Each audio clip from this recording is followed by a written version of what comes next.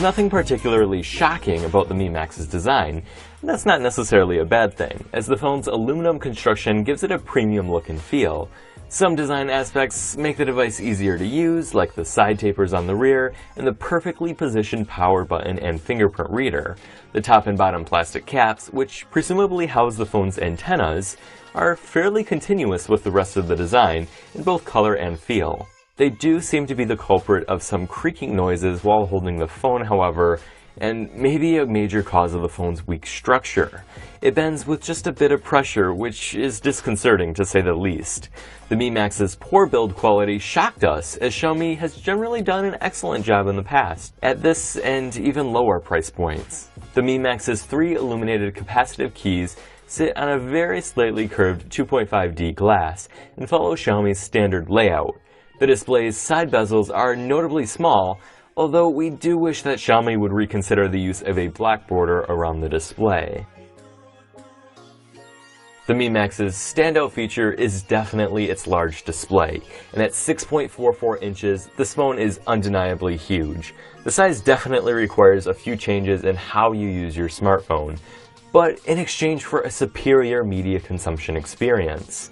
While it would have been nice to see Quad HD here instead of 1080p, the display on the Mi Max still looks great with good viewing angles and accurate color reproduction. Sunlight readability is a tad below average, however, and the sunlight mode decreases the display's contrast significantly. On a positive note, the glass is coated in Corning Gorilla Glass 4, which we don't see very often at this price point.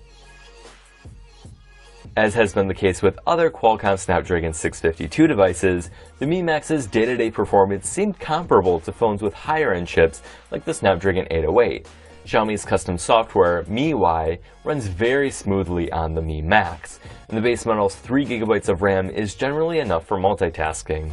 There are different models available as well, although we do not imagine the real-world performance differences to be significant. Unless you're importing the Mi Max, you can expect 4G LTE speeds and great call quality. If you're in the US, the Mi Max will still work on AT&T and T-Mobile, but it will be limited to receiving HSPA Plus speeds. It is unlocked and dual SIM, however, and you can expand the phone storage up to an additional 256GB with one of the SIM card slots. The fingerprint reader on the back of the Mi Max is accurate and, in our experience, just a hair faster than the one found on the Nexus 6P.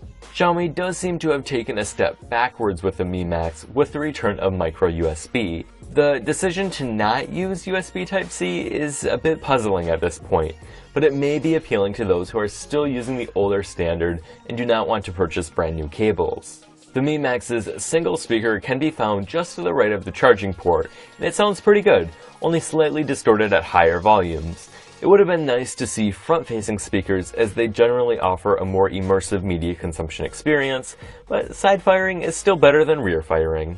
With that aside, the Mi Max did very well in our battery life testing thanks to its very large 4850 mAh battery.